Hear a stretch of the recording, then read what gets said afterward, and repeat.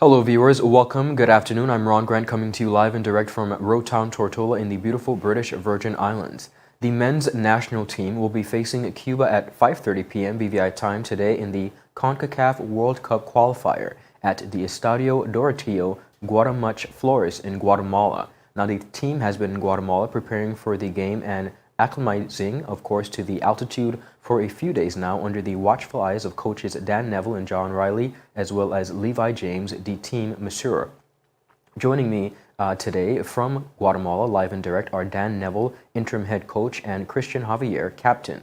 We'll hear all about the games and what we can expect, of course, supporting our football team in Guatemala and wishing them the very best. We'll be right back after a word from our sponsors. You're watching 284 Media. The win. What in the hell? I'm freaking out. Is about these people. It's always a pleasure coming to you live and direct from the What's poppin'? What's really good? Davis has won it for the Lakers.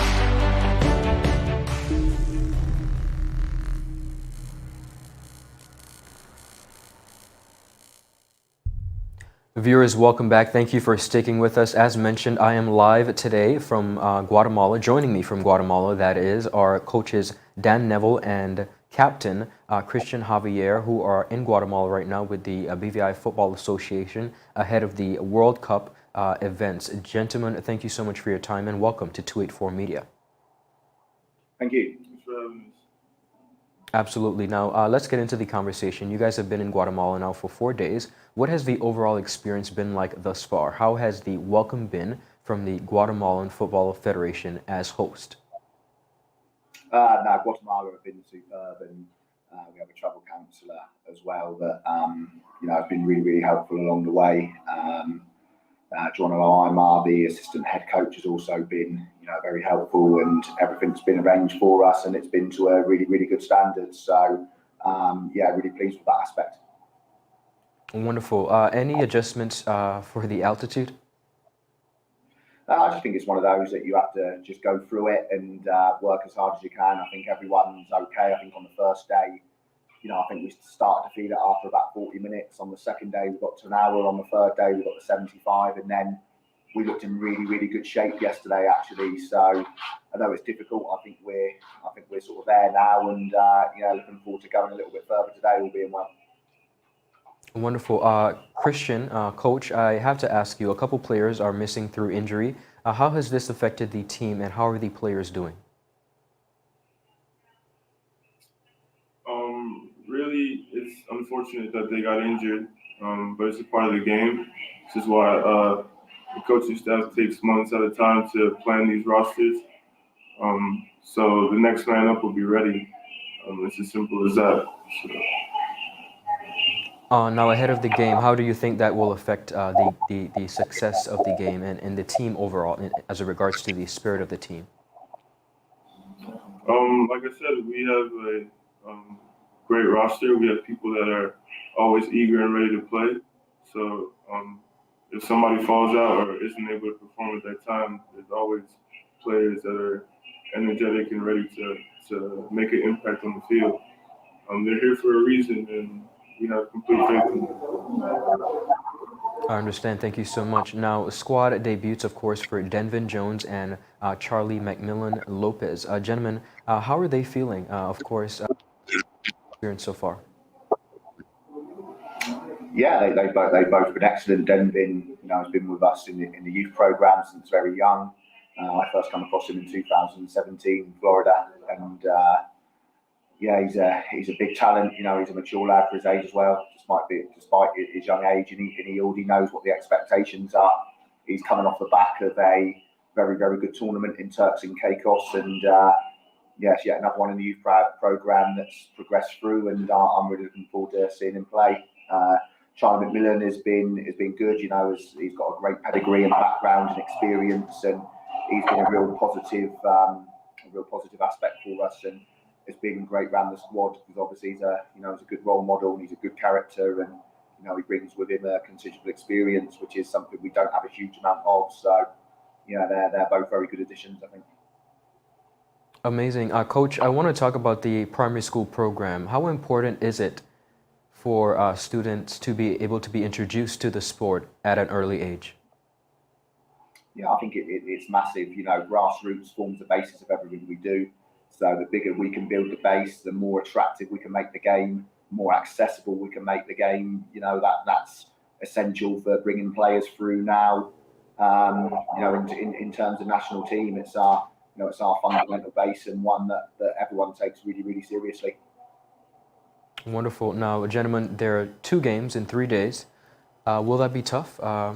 Can you also, of course, you're going to be playing Curacao on a Saturday. Tell us about it. Is it going to be taxing for the team? Yeah, most definitely, no question. Usually these games are supposed to be played weeks apart at a time. Unfortunately, we have to cram them into a couple of days.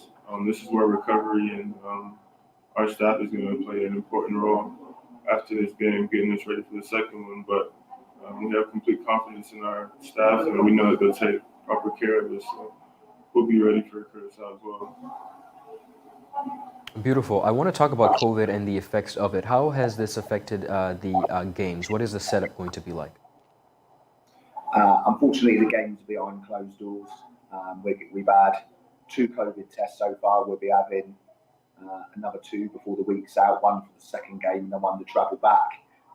So obviously that has an impact, and really disappointing that, you know, I think the ground holds 26,000 and I think it'll probably be nearly full today. So disappointing that we haven't in some ways, you know, got that experience of a crowd behind us. But given that or not playing at all, you know, if that was the alternative, then I think we'd all take playing the games.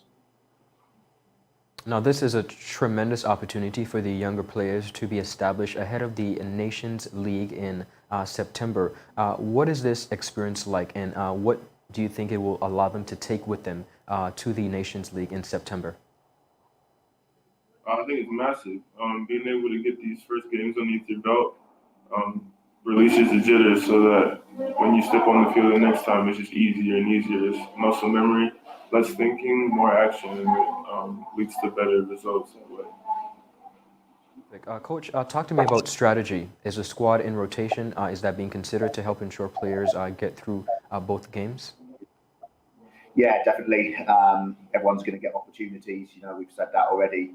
Part of all the tactical setup of the sessions, there's been a rotation, so everyone understands when called upon what's expected of them. You know, I think Christian alluded to earlier, 72 hours is a really, really quick turnaround. And, you know, we struggled early on against St Vincent in the second game of the last window because we were still a little bit jaded. So I think it's important that we, you know, learn lessons and ensure that, you know, whatever we put out there is as fresh as possible. Amazing. As you mentioned, very tough opponents. Are the players ready, Coach?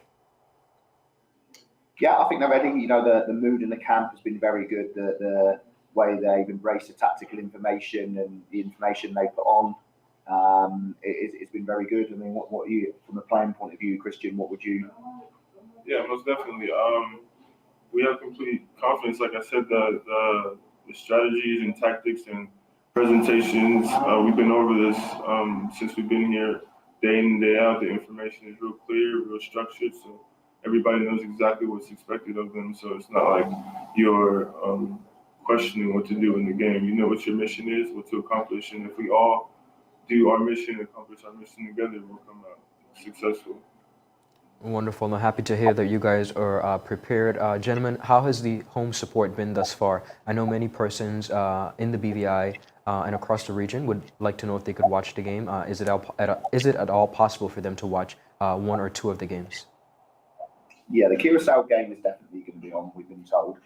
The Cuba game doesn't look like it's being streamed, but I think there are things being worked on. So I would say check our social media feeds, and we may well have an option to watch the game. And in terms of the support, we were, you know, staff and players so grateful and overwhelmed by the level of support that we received for Curacao.